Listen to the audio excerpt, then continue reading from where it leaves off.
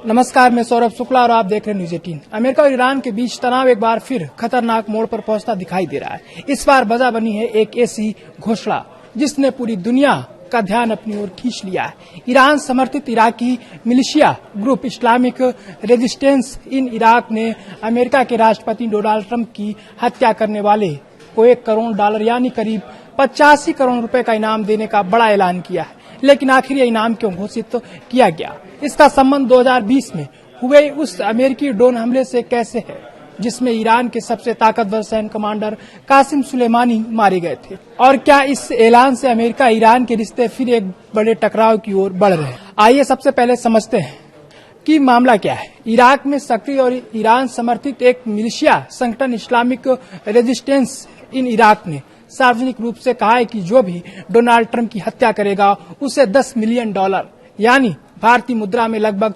85 करोड़ रुपए का इनाम दिया जाएगा। संगठन का दावा है कि यह घोषणा बदले की कार्रवाई के तौर पर की गई है। अब सवाल है, बदला किस बात का है?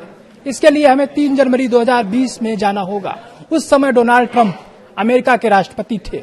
अमेरिका ने इराक की राजधानी बगदाद एयरपोर्ट के पास एक ड्रोन हमला किया था। इस हमले में ईरान की IRGC की कुद्स फोर्स के प्रमुख कासिम सुलेमानी मारे गए थे।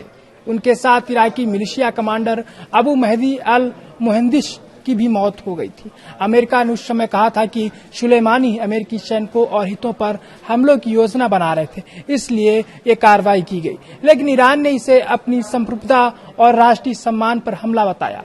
तभी से ईरान और उससे जुड़े संगठन लगातार कहते रहे कि सुलेमानी की मौत का बदला लिया जाएगा। अब इसी कड़ी में इस नए बयान को देखा जा रहा है। मिलिशिया ग्रुप ने अपने बयान में ट्रंप को हत्यारा बताते हुए कहा कि उन्होंने सुलेमानी और मुहंदिस की हत्या का आदेश दिया था, इसलिए उनकी मौत के लिए इनाम घोषित किया गया है। अब बात करते हैं कि यह बयान अभी क्यों आया।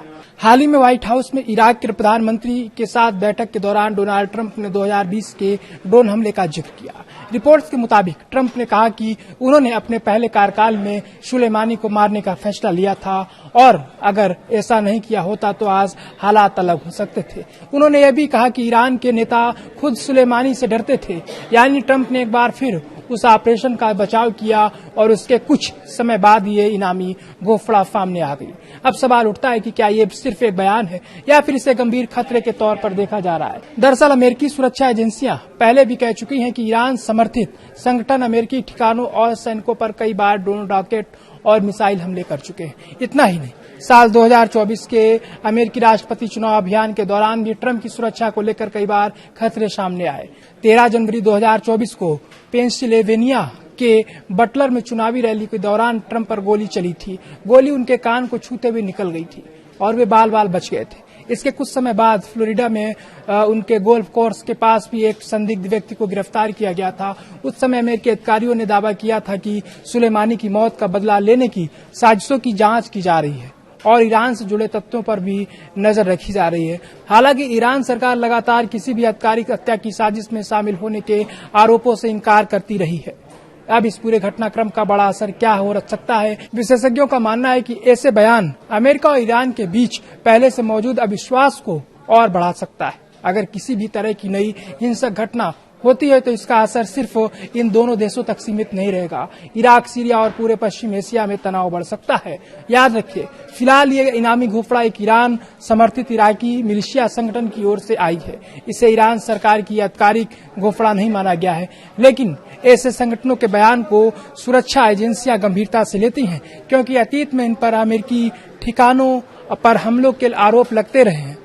अब देखना होगा कि अमेरिका इस घोषणा पर क्या आधिकारिक प्रतिक्रिया देता है और क्या इस घटनाक्रम के बाद पश्चिम एशिया में तनाव और बढ़ता है या फिर कूटनीतिक स्तर पर इसे संभालने की कोशिशें की जा सकती हैं।